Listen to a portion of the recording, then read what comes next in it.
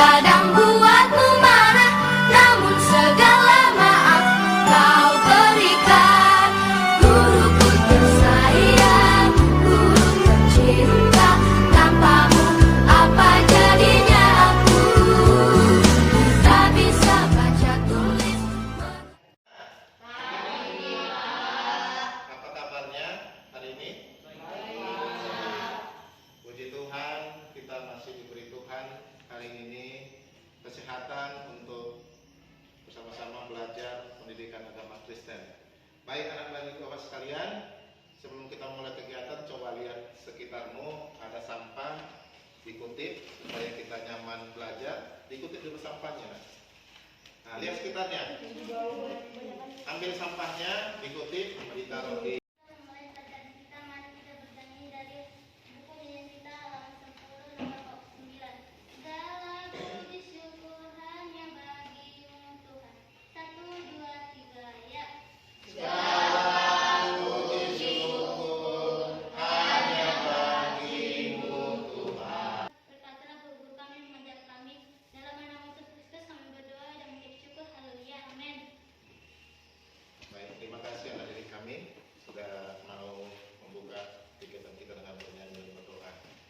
Baik, anak didik Bapak sekalian, Bapak lihat kita ini hadir semuanya.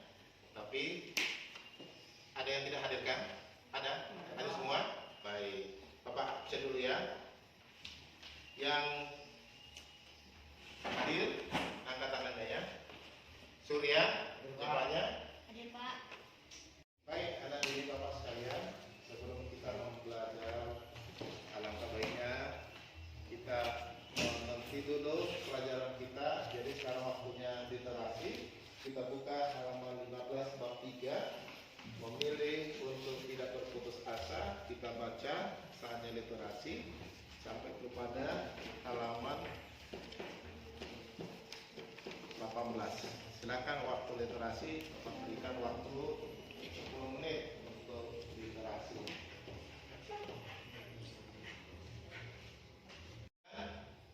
Hari ini kita belajar materi di bab 3, yaitu tentang memilih untuk tidak berputus asa.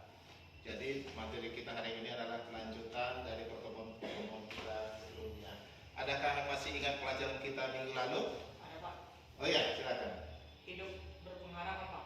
Oke, hidup berpengharapan. Apa itu maksudnya hidup berpengharapan? Pengharapan adalah keyakinan bahwa pada saatnya hal-hal yang baik akan terjadi, cepat atau lambat Pak. Oke, bagus. Berarti kita selaku orang Kristen, orang yang beriman kepada Tuhan Yesus harus yakin kita punya pengharapan bahwasanya kita bersama dengan Yesus itu dalam tangan penjagaannya.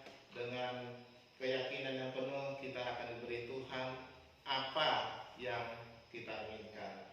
Materi kita hari ini yaitu yang ada di slide, bisa kamu perhatikan, yaitu memilih untuk tidak berputus asa. Ya, kita perhatikan. Nah, pelajaran kita hari ini, kompetensi dasar yang harus kita miliki, yaitu yang pertama ini, perhatikan ya, itu mensyukuri makna hidup beriman dan berpengharapan. Nomor 2, mewujudkan sikap hidup beriman dan berpengharapan. 3, memahami arti sikap hidup beriman dan berpengharapan. Dan 4, menyajikan karya berkaitan dengan cara hidup beriman dan berpengharapan dalam bentuk tindakan nyata.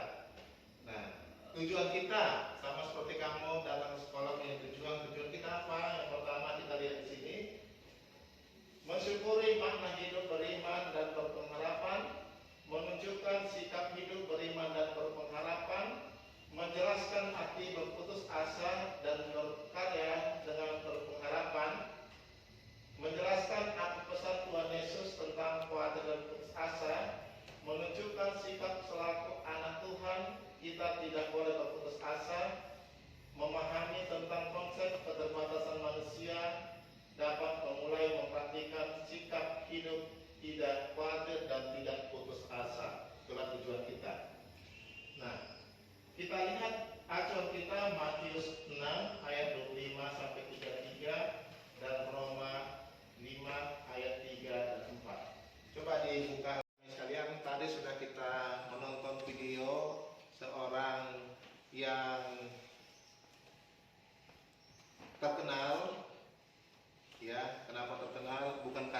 ganteng, bukan karena dia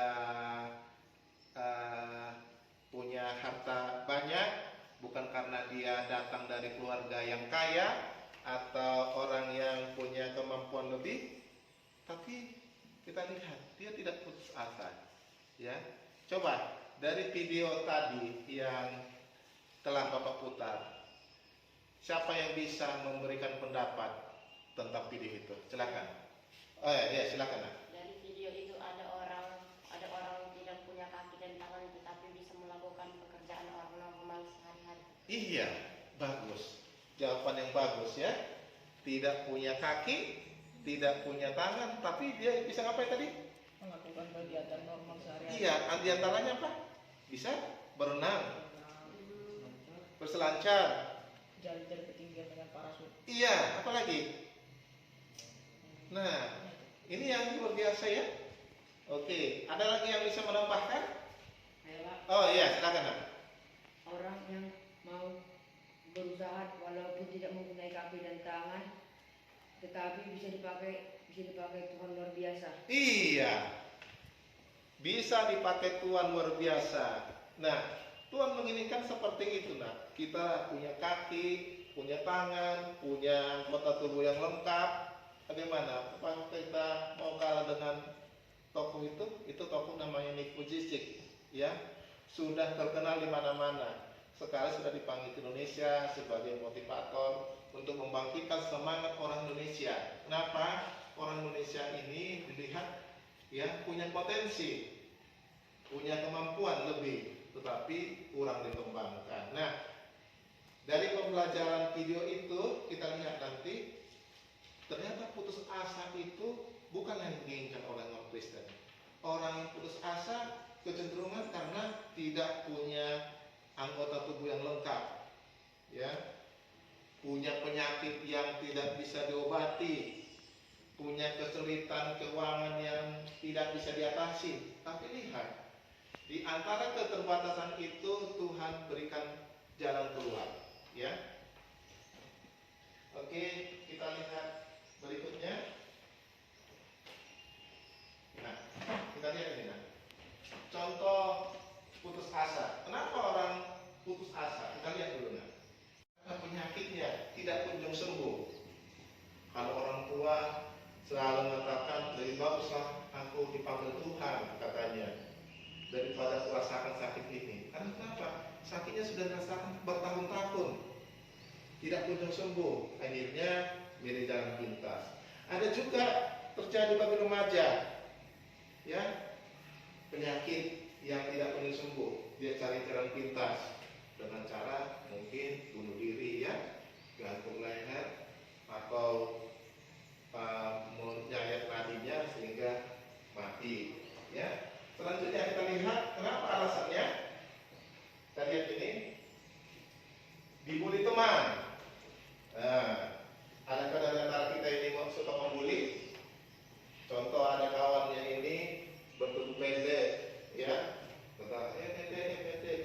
Ada juga yang matanya contohnya tidak normal, dibully. Ada yang orang tuanya miskin, dibully. Apakah dibully itu, apakah pekerjaan bully itu bagus? Tidak. Kenapa dikatakan tidak bagus? Iya, kita harus ingat kita ini semua diciptakan Tuhan, diciptakan sempurna. Kalau pengertian sempurna, sempurna itu artinya dari kepala sampai kaki Tuhan sudah rancang itu sedemikian rupa supaya kita menjadi penguasa di atas dunia ciptaan Tuhan. Berarti tidak ada ciptaan Tuhan yang gagal. Sekalipun ada kekurangan fisik, itu bukan jadi penghambat bagi kita. Lanjut, yang ke berikutnya, kenapa orang putus asa? Karena datang dari keluarga broken home, ya, antara ibu dengan bapak tidak akur di rumah. Jadi selalu anak menjadi sasaran, ya. Kemudian kita lihat contoh-contoh tokoh Alkitab yang pernah putus asa. Kita lihat contoh-contohnya. Di Alkitab juga pernah, ya, manusia putus asa. Kita lihat ada ayah Ayub, ya, Ayub pernah putus asa karena kematian anak-anaknya. Kemudian mendadak menjabat penyakit kulit yang dideritanya. Anaknya mati dan dikatakan badannya juga dipenuhi dengan penyakit. Tapi lihat, dikatakan Ayub diuji kesetiaannya, dia teruji. Dikatakan ini, ya, Ayub tetap setia kepada Tuhan dan pada akhirnya Ayub dipulihkan. Ya. Selanjutnya Musa pada saat Musa memimpin 2 juta orang Israel keluar dari tanah Mesir. Pada masa inilah Musa menghadapi banyak pergumulan sebab bangsa Israel bersungut-sungut kepada Tuhan untuk meminta daging di padang gurun. Musa tidak sanggup memberikan daging tersebut sampai pada akhirnya Musa meminta Tuhan membunuhnya jika ia tidak menyanggupi sungut-sungut bangsa Israel. Tetapi Tuhan mendengarkan keluhan Musa dan Tuhan menyediakan daging bagi orang Israel. Nah, ini cerita tentang orang Israel itu keluar dari tanah perbudakan Mesir menuju tanah perjanjian Kanaan. Sepanjang perjalanan itu orang Israel bersungut-sungut, Musa, kenapa engkau bawa kami kemari? Kami menjadi kekurangan. Kami dulu waktu di Mesir kami dapat makan daging walaupun menjadi budak. Tapi mereka mengatakan kami dulu enak di sana, kau bawa Musa kemari. Tapi lihat, Musa saja sekelas Nabi juga merasakan putus asa melihat keadaan bangsa Israel yang bersungut-sungut. Jadi apa yang lakukannya? Dilakukan Musa berdoa meminta kepada Tuhan, lalu Tuhan memberikan daging kepada cara berbagi kelompok seperti biasa kita lakukan. Kamu gali apa yang kita bagi kelompok, silahkan kelompok 1 di sini, kelompok 2 di sini, kelompok 3 di sini. Ayo silahkan berbagi kelompok dengan segera.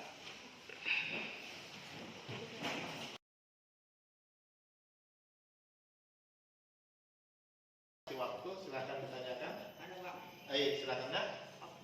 apa yang kita harus lakukan supaya tidak mudah putus asa? Apa yang kita lakukan agar kita tidak putus asa? Bagus, pertanyaan yang bagus. Adakah kawan-kawan yang lain yang bisa menjawab? Saya Pak, Ya, silakan nak.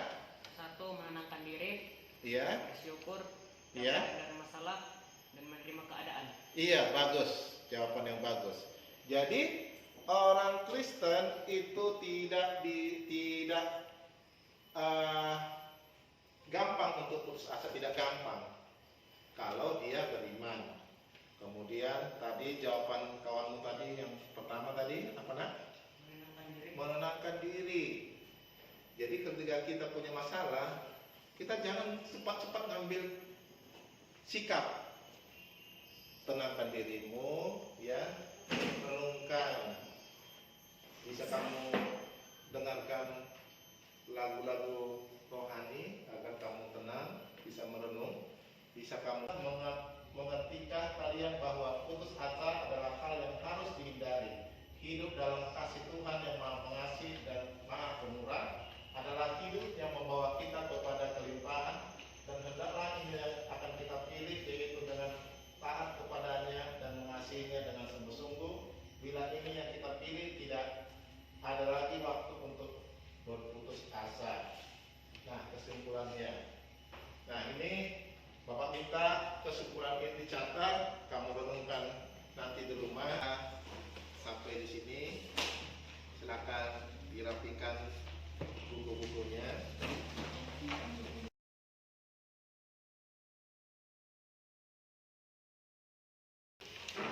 Pelajaran hari ini diulang-ulang lagi di rumah nanti supaya semakin mengerti akan pelajarannya. Nah, nanti jika ada yang mau ditanyakan, silakan tanya Bapak di dalam grup WA kita. Baik, demikian pembelajaran kita di pagi menjelang siang hari ini. Selamat siang.